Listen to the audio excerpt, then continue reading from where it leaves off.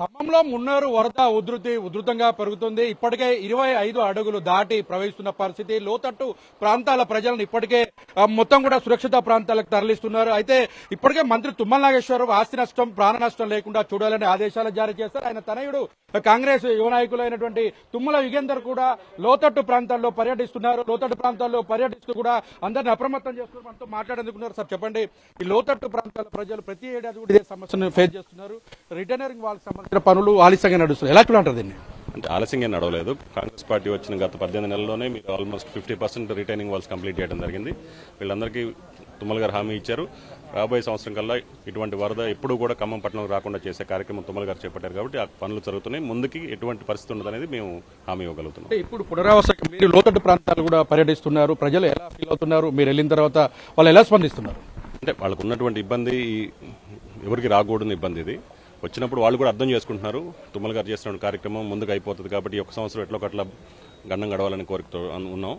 అందరూ కూడా ఇక్కడ నుంచి ఎవాక్యువేట్ చేసి పునరావాస కేంద్రాలు కావాలని కోరుతున్నారు. కొంతమంది ఇంకా ఉన్నారు. వాళ్ళందరూ కూడా ఎవాక్యువేట్ చేసి వాళ్ళకి అక్కడ కావాల్సినటువంటి అన్ని సదుపాయాలను కల్పించడం జరుగుతుంది.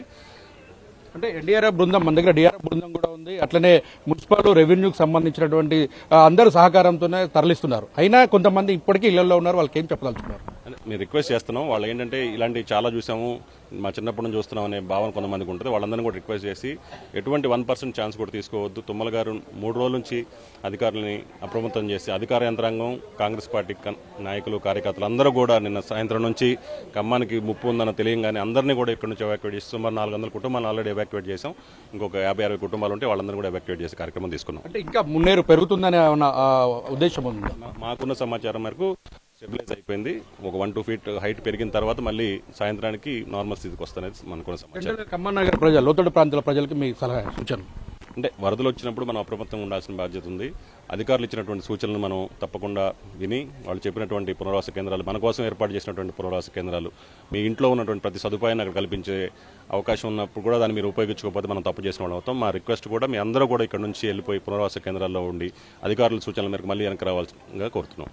చూడొచ్చు, మొత్తంగా చూసుకున్నట్టయితే లోతట్టు ప్రాంతాల ప్రజల్ని అప్రమత్తం చేస్తూ కూడా తుమ్మల యుగేందర్ మొత్తం లోతట్టు ప్రాంతాల్లో కూడా పర్యటిస్తున్నారు. వారందరూ కూడా సురక్షిత ప్రాంతాలకు తరలి వెళ్లాలి. ఇక్కడే ఉంటే మాత్రం మళ్లీ వరద ఉధృతి పెరిగితే మాత్రం ఇబ్బంది అవుతుందని కూడా ప్రజలకి చెప్తున్న పరిస్థితి ఉంది. ఎందుకంటే పునరావాస కేంద్రాల్లో కూడా ఎలాంటి మొత్తం ఇబ్బందులు లేకుండా సహాయక చర్యలు చేపడుతామని కూడా చెప్తున్నారు. మనతో పాటు మహిళలు. అమ్మ చెప్పండి, మీరు ఎందుకు పునరావాస కేంద్రాలకు వెళ్ళలేదు? ఇంకా వెళ్తామండి, తగ్గుతుంది అంటున్నారు కాబట్టి ఆగినాం. వెళ్తాం. ఇక ప్రతి సంవత్సరం ఇదే వరద వస్తుంది, ఇబ్బంది పడుతున్న పరిస్థితి.